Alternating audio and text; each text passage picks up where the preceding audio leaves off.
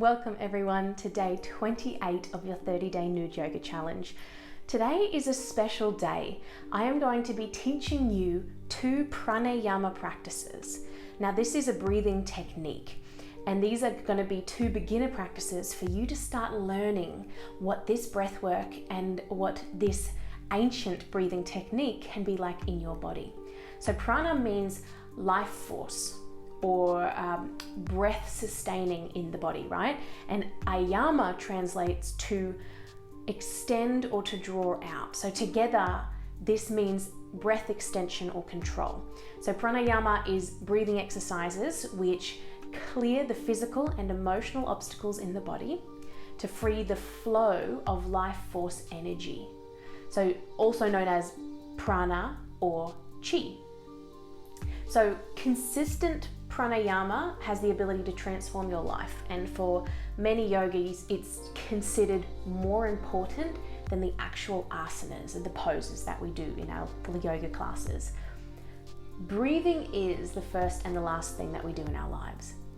The one constant thing that we all have. Without breath, there is no life.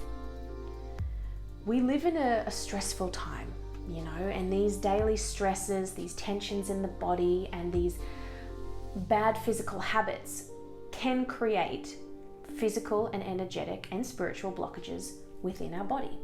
So our breath can become shallow. Without even realizing it, we develop unconscious breathing patterns that are restricting the flow of the breath and the prana, the energy, the chi, through our body. So shallow breathing is when you aren't fully taking your breath all the way down into your stomach, allowing your breath to fill from your throat, your chest, your lungs, into your belly, and instead we breathe short and we breathe faster than we need to. So when we work on freeing this breath through our pranayama practice, we are also working on letting this life force energy flow through the body with a more natural rhythm. Using pranayama techniques can strengthen the whole of your respiratory organs. It stimulates the parasympathetic nervous system, which is your rest and digest. We have the ability to control our breathing patterns. We can calm or energize ourselves just by changing our breathing. We can decrease stress and increase mindfulness. And pranayama helps with sleep. If you suffer from insomnia or restless sleep, these breathing techniques can truly help you find that state of calm, and it improves your lung function. It enhances concentration and focus and strengthens your abdominal muscles. It's usually practiced sitting down with a straight spine. You can have your legs crossed like I am here, or like you regularly would, or you can be in half lotus or full lotus, or up into hero's pose, which is on your knees. So the idea is for the breath to be able to move smoothly and evenly throughout your body without being strained. So a straight spine wherever you are seated is important. We're not hunching over and constricting our lungs there. So make sure that you are sitting tall. If you find it hard to sit with a straight spine in cross-legged position, then raise yourself on a block or some cushions. That's fine too, as long as you can sit tall. So pranayama with a faster rhythm or with breath retention shouldn't be practiced if you have asthma, heart disease, hypertension, or if you are pregnant. So I don't have, and I'm not going to give you right here in this video, the complete list of precautions, but if you know that you've got a specific health condition, around your lungs, your breathing, or anything like that, then please speak to your health professional or your local yoga therapist before getting into any of the more advanced practices. So the 2 breathing practices that I want to guide you through today is Ujjayi breath and also Kapalbhati.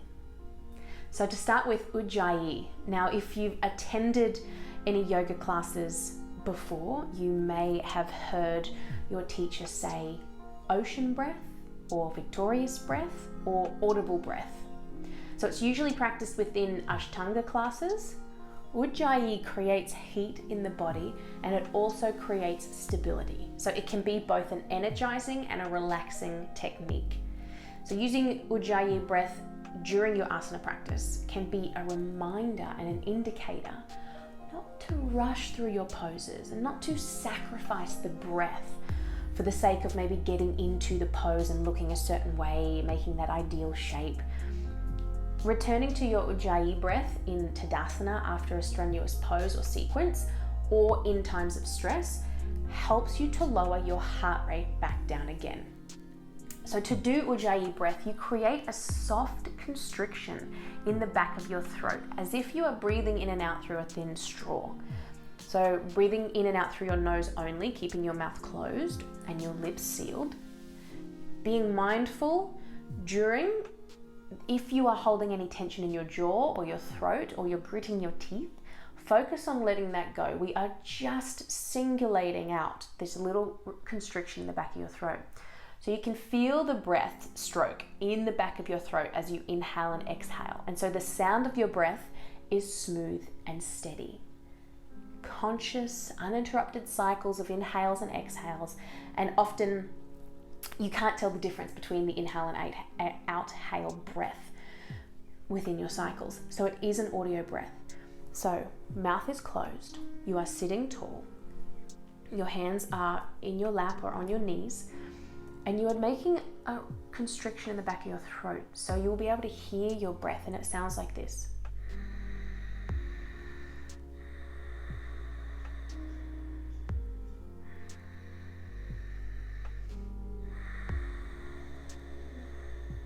So this is your ocean breath.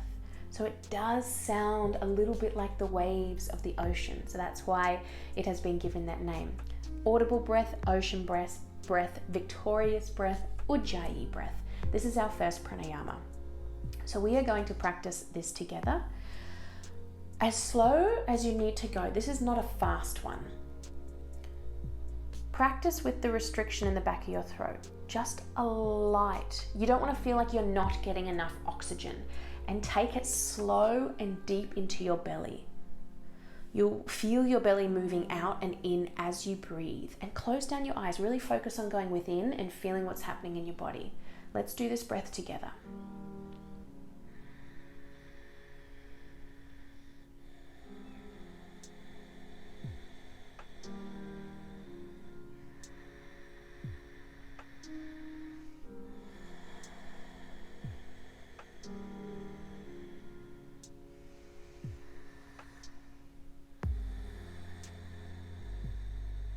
It's okay if you falter a little bit. It's not going to be exactly the same, and you want to make sure that your exhalation is longer than your inhalation. It can be the same but never shorter. So we're really focusing on bringing that oxygen in down to your belly, and then taking out a lot more than we've brought in. Feeling your stomach move like the wave, hearing your breath like the wave. Close down your eyes and get into your own little rhythm here, your own little flow, your circular breath cycles. Let's do this again.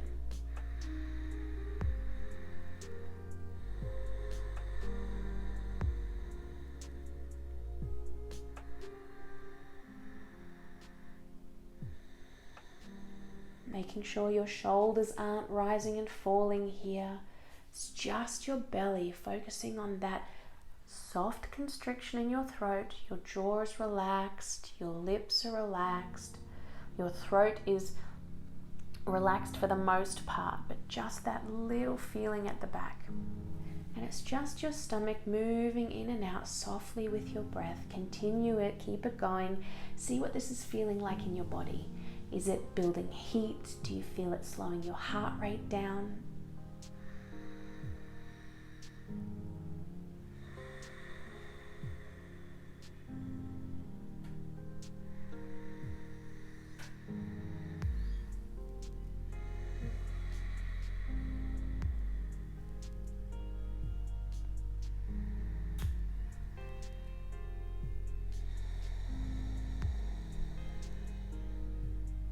Well done.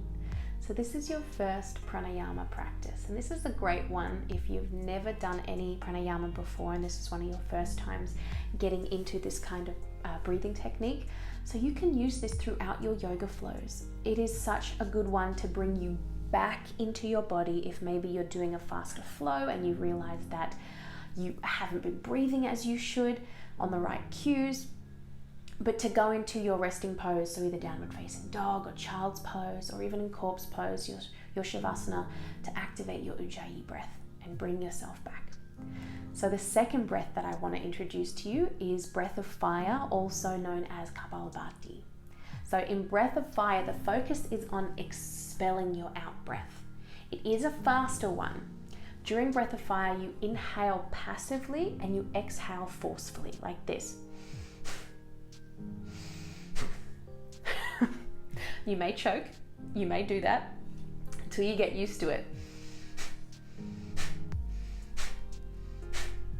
So the exhale, which requires you to contract your abdominal muscles, is the main focus of this technique.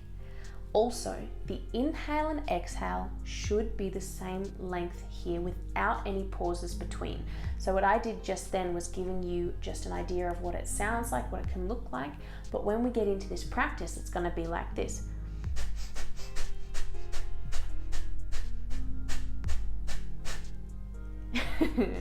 So with this technique, the pattern of your breathing is more important than the speed. You can start slow if you're new to the technique, and then you can speed it up later on as it becomes more familiar with your body. If this is your first time practicing this breathing technique, don't overdo it. We don't want to over fatigue your abdominal muscles. So all we're going to do today is 3 rounds of 20 breaths. If this is in your practice, you can definitely go longer. But if this is your first time doing it, then follow me in this little beginner's ritual. So you do sit cross-legged. Your hands, for the sake of this maybe being your first time doing it, place them on your stomach so you can feel the movements. You're wanting to keep your whole body still, straight, tall, and open, and trying not to move anything but your stomach. So breathing in and out of your stomach and not your chest, letting your belly stick out as you inhale and contracting as you exhale. And if you might need to get some tissues by your side, you can blow your nose before, or you might need some tissues beside you as you start to activate this breath. Because it's just in and out through your nose, you may start to expel some things. But on the side, so you can see, hopefully you can see, putting your hands on your stomach, you can feel and see the inhale and exhale and the contracting of your stomach.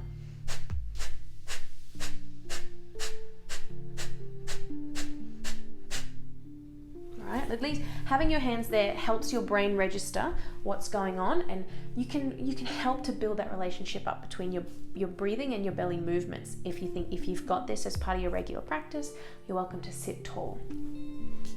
So let's do our first round of 20 a little bit slower. So sitting tall, getting ready, here we go. 20 times.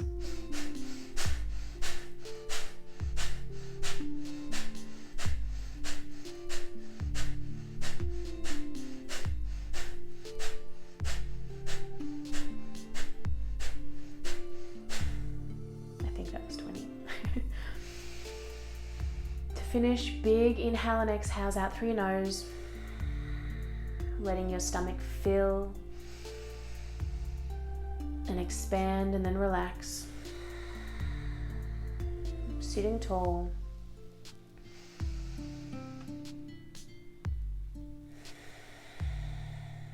So we're going to do that again, another set of 20 at the same speed, and then our last round will go to our faster rate. So counting in your mind, doing your 20, hands on your belly, sitting tall, shoulders down and away, chest open. Relaxing, remember your jaw, your teeth, your tongue, all of that. Here we go.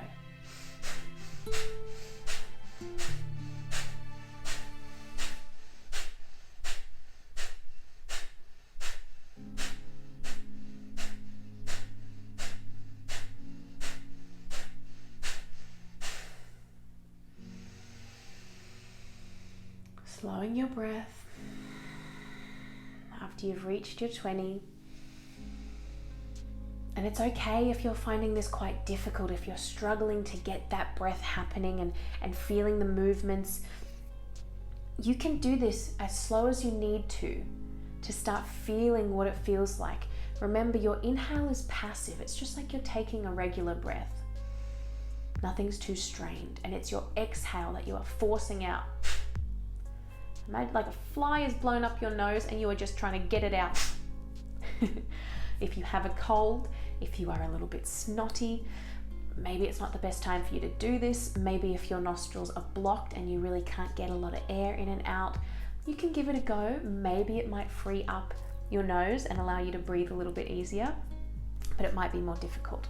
So let's do our last round of 20. Hands on your belly, as fast as you can here, really working on just allowing your stomach to move with your breath. Passive inhale, forceful exhale. Here we go.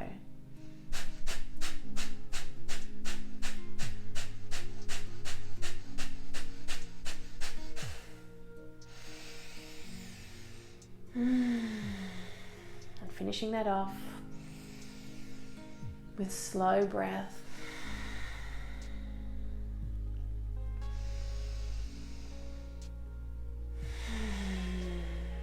Well done. So this has been your introduction into beginner's pranayama. So we did our Ujjayi breath, our ocean breath, and we did our Kapalbhati, the breath of fire. So one is more slow and to help you slow down your nervous system and your heart rate, and your other one is a more faster, fiery one, building up that heat in your body and really energizing you. So play around with these. You can use these during your asanas, your yoga flows, before or after, and just start to learn what it's like to really connect to your breath and to see how much shifts it can allow to happen within your body. So lay on down for your Shavasana for today. Even though we haven't done any poses or any flows, today has just been, well, I think it's important to introduce you, if this is, this 30 days has been the first time that you've really been getting into your yoga practice, to introduce you to some pranayama. So lay on down. You still deserve your Shavasana, and it's still so important to give yourself that integration and processing time. Take as long as you need here. Maybe you want to practice your Ujjayi breath again, laying on your back, feeling what it feels like, or seeing what it feels like to do that restriction in the back of your throat when you're laying down. Maybe you want to take a smooth, gentle yoga flow or do some stretching, and you can try your ocean breath, your Ujjayi breath, during your asanas as well.